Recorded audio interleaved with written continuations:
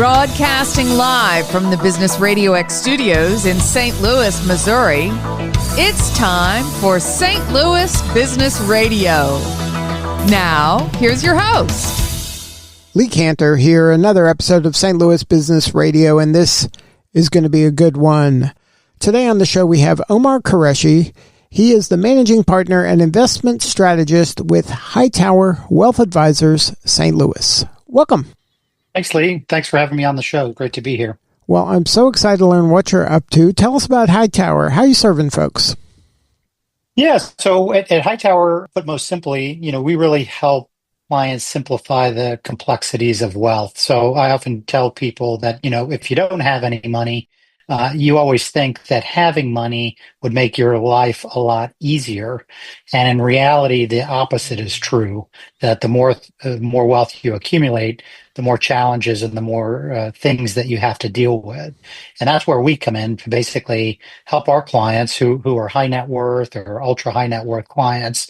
So that means, net worths of 5 million plus, help, navigate through all those complexities of wealth. So what's your backstory? Do you mind sharing a little bit about your journey, how you got here? Yeah. Love to share this. I'm going to go all the way back to the early 1980s. I was given a Mac 2 computer by my parents for Christmas. And that started me on a love affair of technology. And it was just something that always interested me. I have a very active mind. I get bored easily. And so technology was one of those things that, you can hardly get bored or you can hardly master. And, when you fast forward into the 1990s, of course, it was the first of the internet revolution and the internet boom and the dot-com, boom and bust. And, a lot of the companies that were making a lot of money in the stock market, I was very familiar with from my kind of tech interests.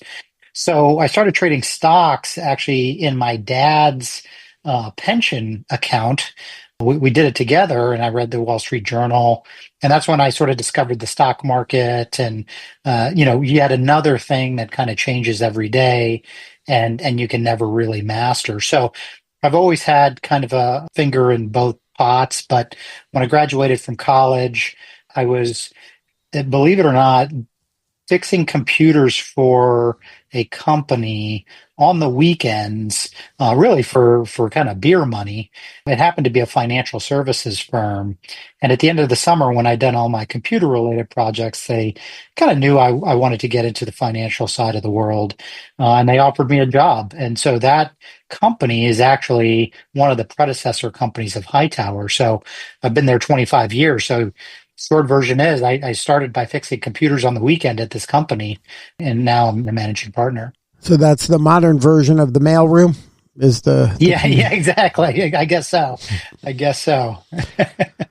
So your clients you mentioned are high net worth. Are they coming to you because they've tried to do this on their own, and then now they're like, hey, this is getting too complicated, or I'm missing things, I need an expert, or are they coming to you from maybe another wealth advisor who is just maybe not as attentive?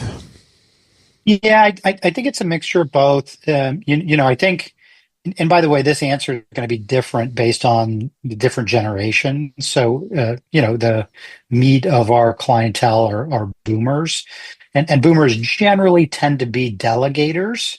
So, they're happy to basically pay somebody like us to help manage their financial affairs. That's not as true for the younger generations who want a much more active part. But I think what I found true across all generations is when you get enough money, when you accumulate enough money, you start to realize, man, this is serious, and I can't screw this up because there's a lot at stake. And I think that's where people reach out for help, or, they can do the basic stuff on their own, but when it gets to taxes or estate planning or more complicated investment strategies or corporate benefits, they think, I have no idea what I'm doing, and I don't have the time to learn to deal with this. And, and that's where we see a lot of demand. We do, we do pick up new clients from other advisors. In the St. Louis market in particular, it's an incredibly fragmented market. So there's tons and tons and tons of people who call themselves some version of me, right? But there's a lot of divergence in terms of what services they're actually providing people. So I think the end consumer has a hard time differentiating how these firms might be different and might support their needs better or worse than others. And so, oftentimes we see people who've had bad experiences or they just feel like they're not getting the attention or the services or the depth of knowledge for their particular situations. And that's when they look to make a move. Now, when there's a bull market, everybody's system works or seems to work. It's just a matter of degree.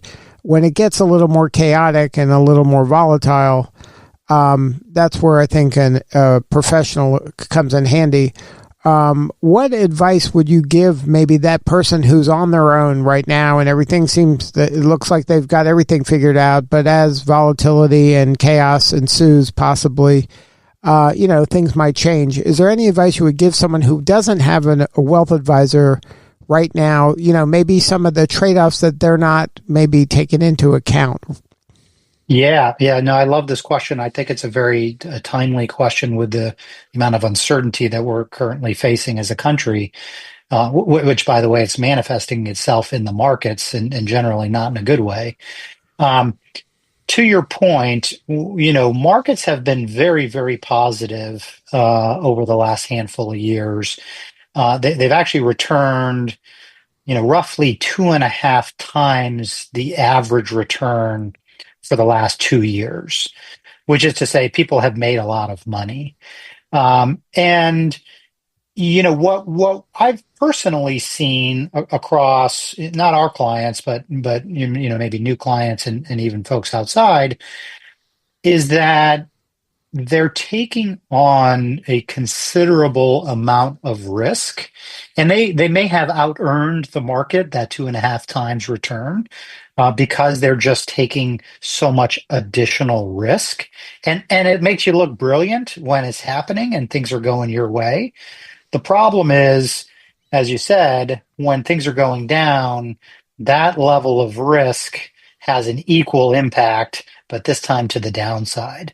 So the first thing I said, and I think a lot of this started, during COVID, where people more so than ever started viewing things like the stock market as sort of like a hobby, as a casino. So we're seeing people, whether it's cryptocurrencies, whether it's, option strategies and a subset of that called 0 days to expiration, 0 DTE options, leveraged funds, which are goosing up the returns.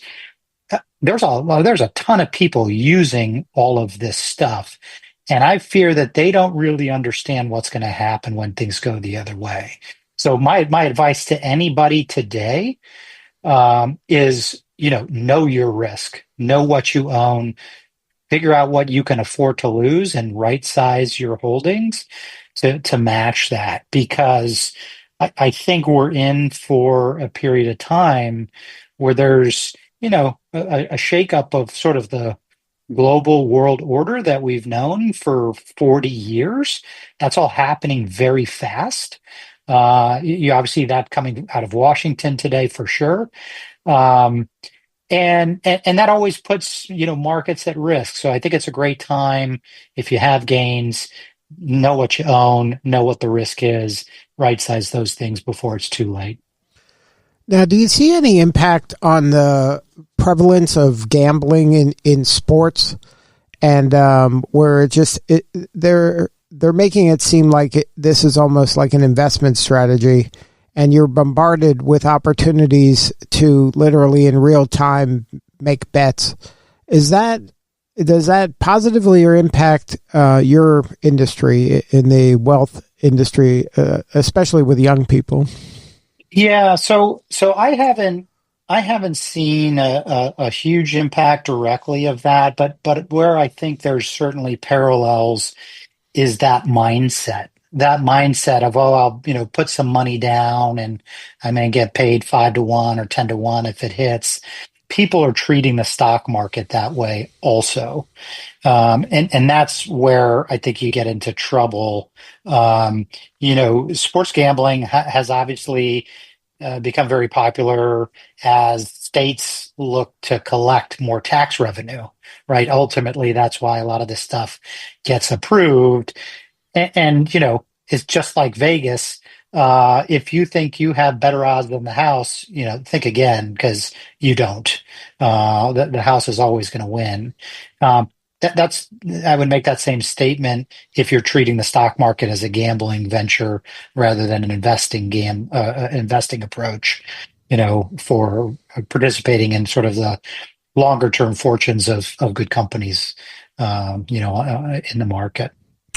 Yeah, I mean, I've talked to a lot of young people, and they just spend so much time and energy in their mind that they think they're planning for their future by studying football lineups, and they could be taking that same money and just using the power of compounding that is going to have a better chance of success. I just think the younger people especially are equating what that is and what you do as similar, and I don't think they're similar at all.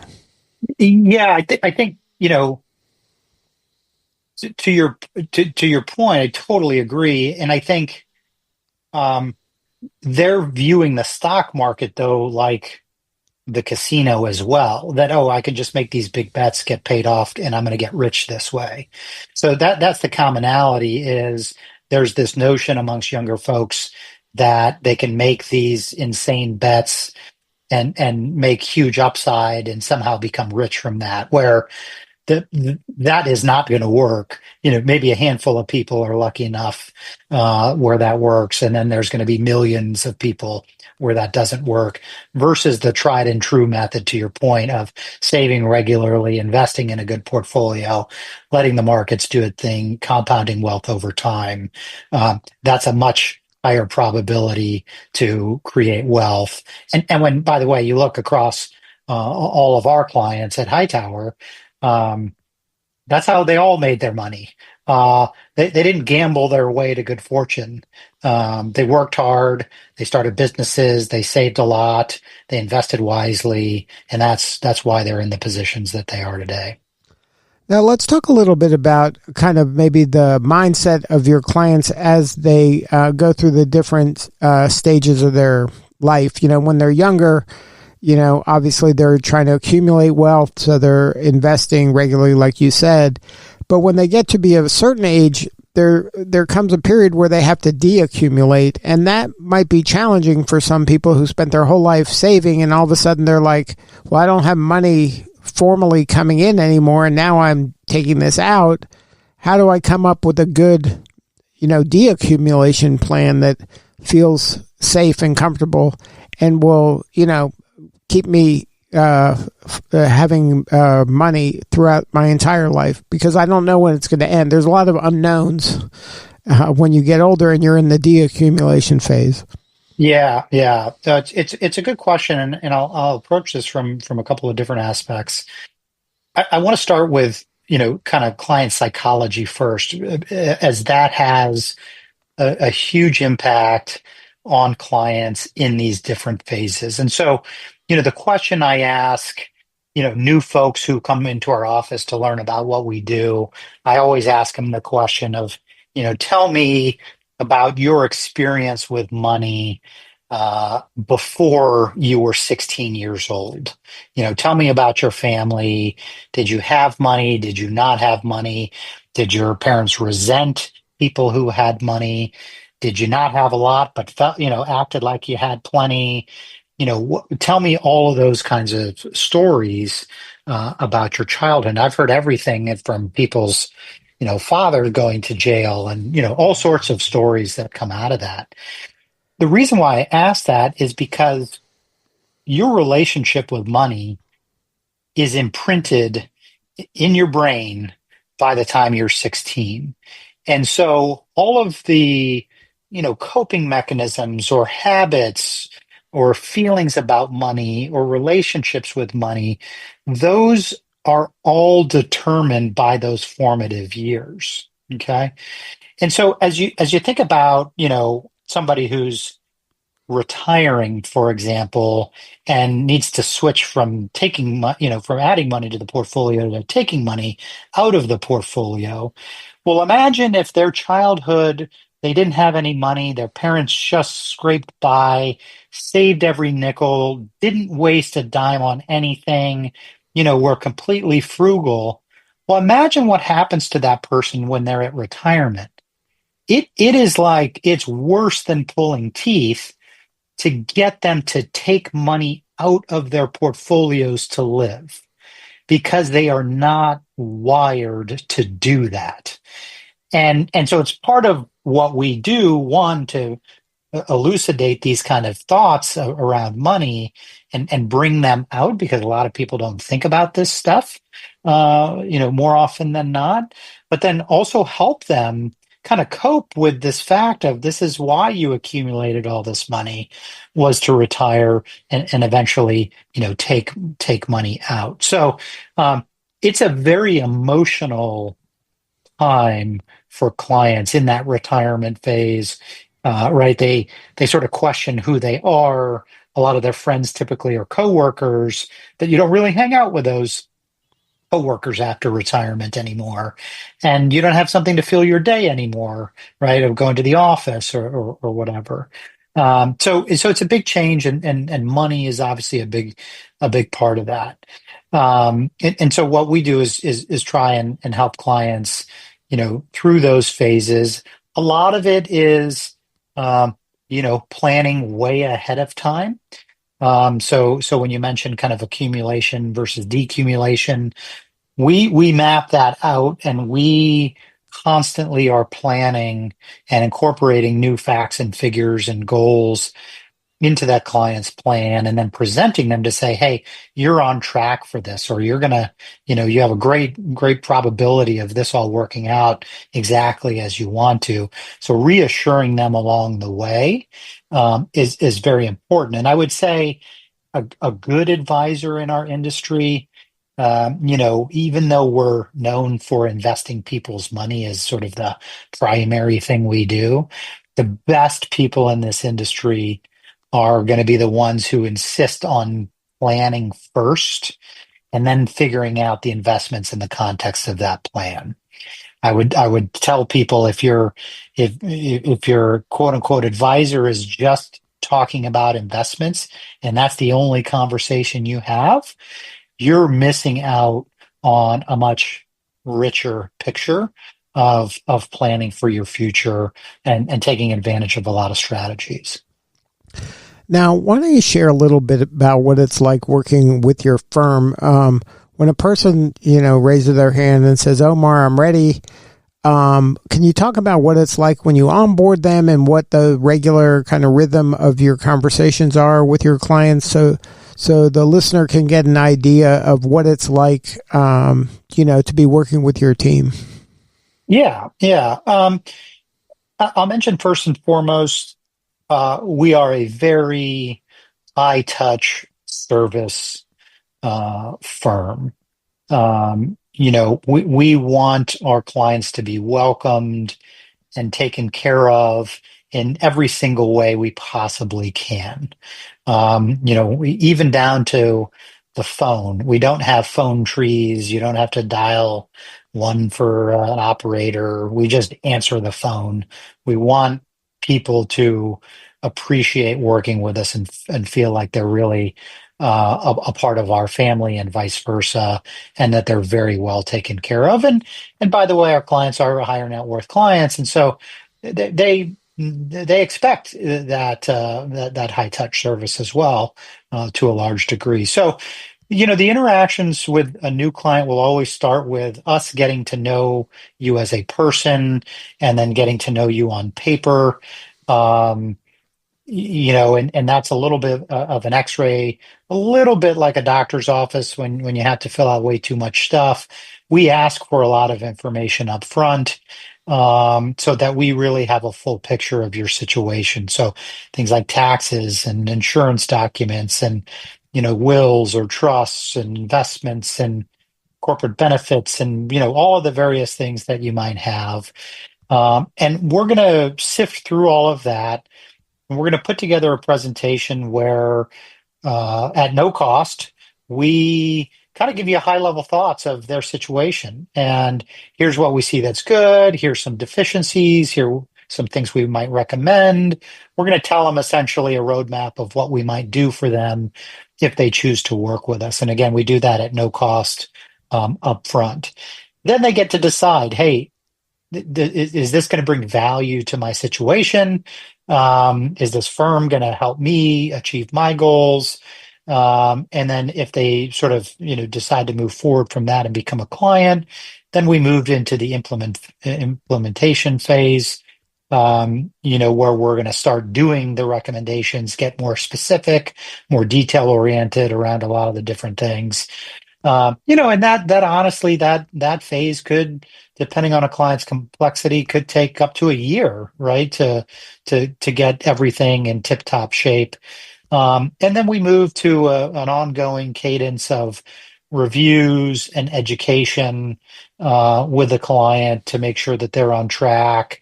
If the markets have changed or tax laws have changed, or if something in their life have changed, we obviously want to know about that. And again, that education piece is making sure that they're up to speed about all of the things happening in the world that might impact them. We also do things like family meetings. So you mentioned, getting into the decumulation phase and then eventually getting older. What we find is that after a certain number of years after retirement and the client becomes kind of comfortable being in that retirement phase, they kind of, graduate to this next phase, which I'd call legacy. And that's basically asking them, or themselves asking the question, what's going to happen to my wealth when I'm gone? Who's it going to go to? Who's going to be in charge of it? Am I going to leave any money to charities? What are the restrictions in place? And they have this legacy mindset to want to really focus on all of those types of issues. What I will say that's true of the boomer generation, that's not at all true, say, of the silent generation, is boomers don't want to be a burden to their children. Whereas the silent generation, went out of their way to make sure they didn't tell their kids anything about anything. And it was sort of like, figure it out after I pass away. Boomers generally don't want to do that. They want to have everything buttoned up.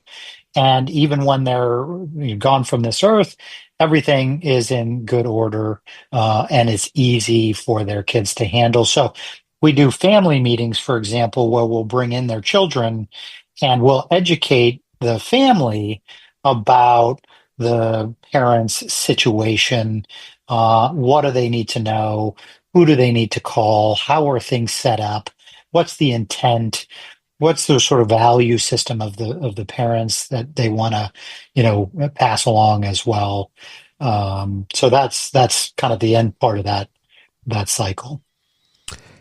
And if somebody wants to learn more, have a more substantive conversation with you or the team, what is the best way to connect? What's the website?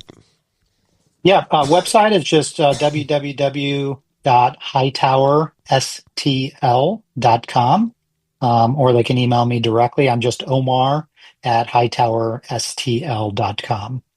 Well, Omar, thank you so much for sharing your story today. You're doing important work, and we appreciate you. Yeah, thanks, Lee. Thanks for the opportunity to be on the show today. All right, this is Lee Cantor. We'll see you all next time on St. Louis Business Radio.